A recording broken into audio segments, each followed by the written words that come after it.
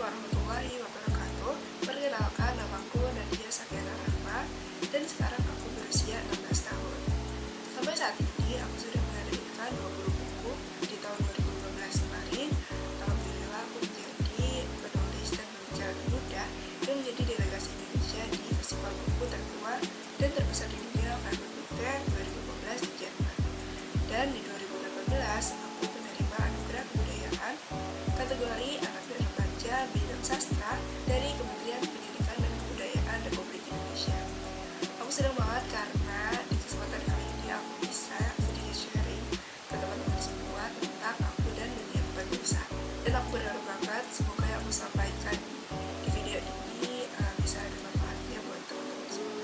Mungkin ada beberapa dari teman-teman yang punya impian menjadi penulis, bikin karya, atau pengen karyanya dibaca banyak orang. Aku itu udah jadi modal yang bagus buat mewujudkan impian kalian. Tapi mungkin dari kalian juga ada yang masih mikir, aku bingung nih mau mulai dari mana, atau aku gak punya media nih aku buat tampung karyaku, atau bingung aku mau nulis apa. Ada juga yang mungkin aduh aku minder nih mau nge-publish karyaku, nanti orang nilainya jelek atau enggak ya. Kayak gimana? Hal pertama yang harus kalian ingat adalah semua hal itu butuh yang namanya proses. Sama halnya seperti yang aku alami. Apakah aku mulai langsung jadi satu buku? Itu pasti enggak ya. Jadi aku mulainya dari menulis diary atau catatan harian.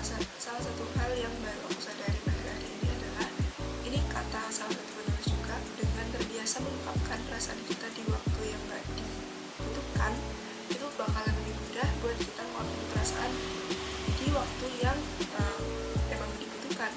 Maksudnya karena kita terbiasa nulis perasaan kita waktu nulis catatan harian itu, saat kita dihadapkan buat ikutan lomba atau emang niat membuat karya, bakalan jauh lebih mudah. Dan zaman sekarang ini udah banyak banget media buat bikin catatan harian yang harus di buku, tapi juga bisa di diary online, ada juga di aplikasi-aplikasi di HP yang bentuknya digital. Jadi sekarang zaman mudah banget, kalian bisa coba buat tulis catatan harian, baik terserah mau di buku ataupun mau di handphone. Yang ditulis apa sih? Ya yang ditulis itu ya pengalaman kita sehari-hari, terus perasaan itu muncul kapan aja. Contohnya nih, kita habis beresin kamar misalkan, aku puas banget nih beresin kamar karena kamarku jadi kelihatan lebih luas, lebih bersih, lebih nyaman, kayak punya kamar baru. Habis itu udaranya jadi gak sumpek lagi dan lain-lain. Atau setelah kalian nonton film, nah sekarang ini banyak banget yang suka nonton film, misalkan film ini bagus karena spot ngambil filmnya anti mainstream, terus acting pemainnya juga natural banget, pengambilannya, terus transisinya semua dan lain-lain, itu bakalan jauh lebih bagus daripada kalian cuma nulis film ini keren banget, aku suka, kalian harus nonton. Nah teman-teman, kalian bisa nulis apa aja, karena sebenarnya nulis itu buat aku gak ada yang bagus ataupun jelek. Ini mengutip kata-kata Yunus Rizadi, salah satu penulis, dia bilang nulis itu sebenarnya media untuk bagaimana kita mengungkapkan perasaan kita ke dalam sebuah tulisan atau dengan kata-kata. Dan yang namanya nulis itu juga butuh proses. Jadi teman-teman jangan ragu ataupun takut buat mulai menulis. Dan mungkin awalnya kalian mikir kalau karya kalian nggak sebagus penulis favorit kalian, ya it's okay, karena mereka udah mulai nulis ini dari dulu dan mereka juga udah melewati proses-proses itu. Jadi teman-teman mulai dari sekarang dan mulai proses kalian. Nah, cara yang paling mudah itu kita mulai nulis dengan apa yang kita sukai. Misalkan kalian suka masak, buat cerita tentang masak. Kalian suka nonton film, buat tulisan tentang nonton film. Suka sepeda, suka menjahit, suka menggambar, kalian bisa coba nulis tentang hal-hal yang kalian suka. Karena insya Allah dengan nulis hal yang kalian suka, nanti kedepannya bakal lebih gampang, karena ya kalian nulis tentang apa yang kalian suka, apa yang bikin kalian senang gitu. Nah teman-teman, sebelum aku nulis buku, aku lebih dulu nulis cerita-cerita pendek di koran. Ini aku mulai sejak aku TK. Cerita pendeknya bukan yang berhalaman-halaman ya, ini cuma beberapa kalimat yang kemudian aku kirim ke bagian, kalau dulu aku kirim di koran Kedaulatan Rakyat, jadi kayak koran lokal gitu yang di bagian pengalaman. Jadi dulu itu di setiap hari Minggu kayak membuat cerita-cerita dari anak-anak kecil, dan aku udah suka di situ. Dan sebenarnya nggak cuma tulisan tapi juga gambar. Ada kolom yang buat remaja, dan sampai sekarang kolom-kolom di koran itu masih ada. Jadi teman-teman yang mungkin masih mikir entar dulu kalau mau buat nulis buku, kalian bisa mulai dengan nulis cerita-cerita pendek di koran. Biasanya itu 250 sampai 300 kata aja. Jadi ini cocok banget buat teman-teman yang mau mulai berkarya dan mungkin masih bingung mau dikirim kemana. Kalian bisa banget kirim ke koran. Nah, koran ini sebagai salah satu wadah atau media yang bisa kita pakai untuk terus berproses.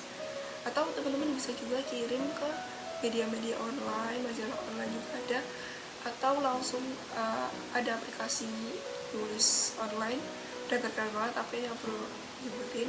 Atau banyak juga penerbit-penerbit yang buka lowongan naskah buat yang usia remaja maupun dewasa. Bisa banget kalian cari di internet. Buat yang masih ngerasa susah buat dapetin info-info penerbit yang nerima naskah naskah remaja khususnya, informasi itu tersebar luas banget di internet, mulai dari website sampai media sosial yang biasa kita pakai, Instagram, Facebook. Mereka juga punya media sosial dan juga sering update di sana. Jadi hal sederhana yang bisa kita mulai itu dengan follow Instagramnya atau media sosialnya penerbit-penerbit supaya kita update naskah apa yang mereka mau. Salah satu hal di dalam menulis yang boleh dilupain adalah menyelipkan pesan moral di dalam ceritanya. Jadi setelah baca, kita bisa bikin pembacanya take action atau sebenarnya jadi reminder buat mereka buat terus berbuat baik. Jadi dengan menulis kita juga bisa menyebarkan kebaikan ke orang-orang di sekitar kita. Nah, setelah nulis cerita pengalaman pendek di koran, aku akhirnya bikin cerita yang lebih panjang dalam bentuk cerpen, itu kayak 3-4 halaman, yang kemudian cerita-cerita itu dikumpulin jadi satu, dan akhirnya terbit buku pertamaku yang judulnya Si Hati Putih. Si Hati Putih ini juga udah diterbitin dalam bahasa Inggris, diterjemahin dalam bahasa Inggris, dan dipamerin juga di Festival Buku Frankfurt Book Fair 2015. Ini ceritanya ini sederhana banget, apalagi kalau aku bacanya sekarang. Ini bener-bener cerita anak, remeh-remehnya jadi anak-anak. Aku yakin semua orang itu bisa nulis, teman-teman. Jadi jangan takut untuk mencoba. Nah, buku itu juga yang akhirnya beneran minat dan bikin tambah semangat buat terus nerbitin buku. Sampai sekarang aku udah menerbitkan 20 buku.